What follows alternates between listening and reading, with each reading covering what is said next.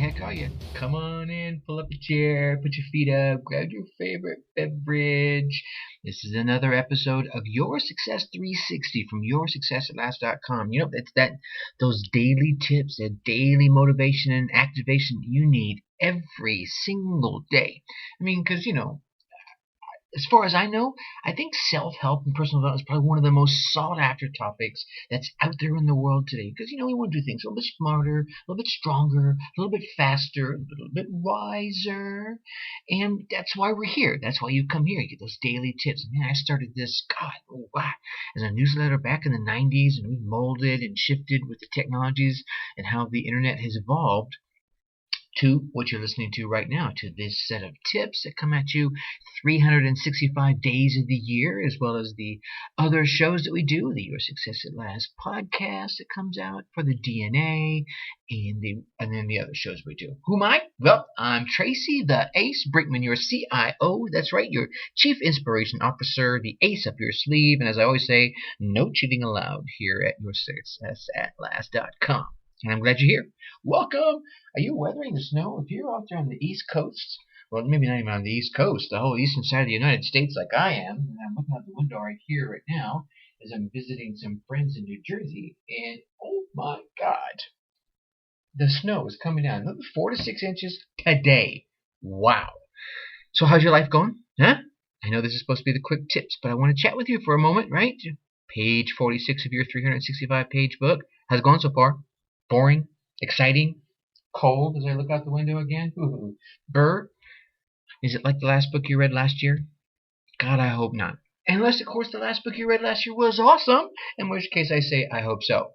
But maybe that's why you're here. You want to make your book a little bit better. You want to write a little bit more excitement into your story. You want to write into your dreams, yeah?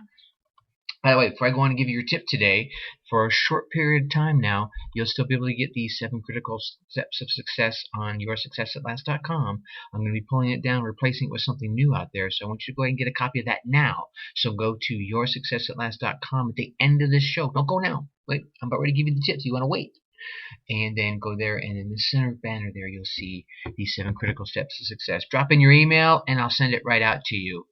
All right, so growing up in the military, we moved, oh my goodness, every 2.5, 3 years, every 2, 3 years.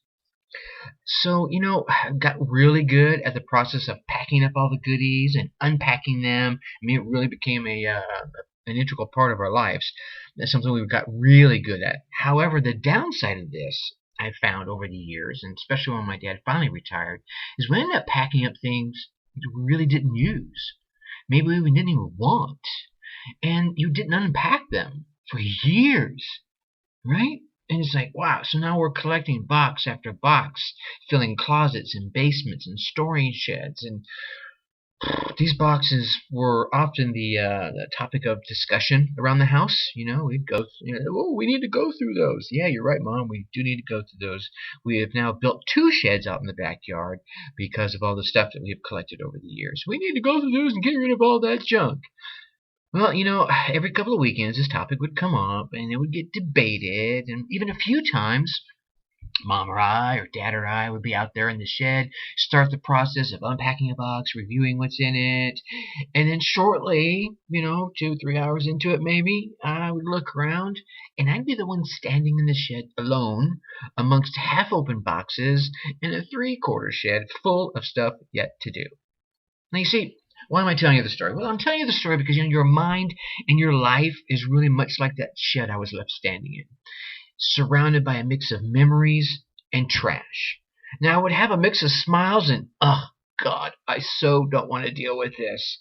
And I would fill up trash can after trash can of stuff that we had packed away over the years. My dad was in the service 20 years, so we had a lot of stuff.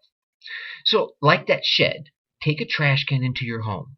Okay? Because you see, mental clutter, like physical clutter, can really drag you down. I mean, having to deal with looking around at stuff you don't need, stuff you really don't want, stuff you really don't know why you have anymore, it's taking an emotional taxing on you. It's emotionally draining you. And this is going to, I guarantee you, physically drain you. Over time, it starts wearing you down. You just look at it and go, oh my God, I don't want to deal with this. So, Take a trash can into your home and apply this one simple rule. If you haven't used it in the past year and won't use it in the upcoming year, throw it away. Get rid of it. Now, the only exception I'm going to give you to this is this one rule. If it has sentimental value, you might want to keep it. That's a decision only you can make out. Otherwise, throw it out. It's freeing. It's liberating. I just got finished cleaning my office a couple of weekends ago. There was stuff from the move, a couple of unpacked boxes. Let me tell you what, the weight off my shoulders, and of course it wasn't a physical weight, it was an emotional weight, was awesome. Now I sit down at my desk.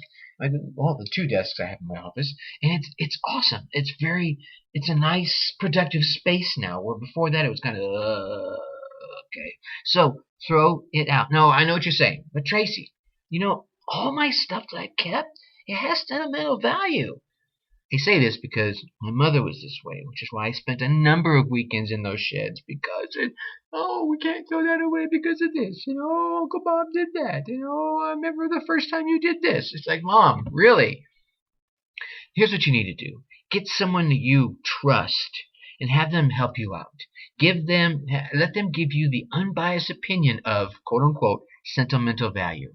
Give them the task and some of the power of helping you see between sentimental gems and junk. All right. So I'm going to leave you with that. What are we going to talk about over the next few days? Over the next few days, I want to come at you with some tips about being a grazer to help yourself physically. We're going to talk about the mental balancing and being assertive, how that's going to help you out. Seeking forgiveness. That's going to be an awesome one. Decide what you want to be and much, much more. All of this in your upcoming daily 360 tips. Look, if you've been around Your Success at Last, we do this every single day. We bring you the 365 tips every single day, Monday through Friday, through Saturday, through Sunday. We have the Your Success DNA show coming at you Monday, Tuesday, Wednesday, Thursday, Friday. We got like 15 shows coming at you. The idea is one gem can change your life. I promise that. Which is why I give them to you every day, and then give them to you Monday through Friday. So just take a few minutes, go over to yoursuccessatlast.com, download the 7 critical steps of success, read that, go through it, and start applying that. That will change your life. And then take our 7-day free trial. Experience what it's like to get this stuff every day. It won't cost you a dime. And, if you do that, I'll see you tomorrow. And with that, I'm going to leave you like I always do. Think successfully and take action.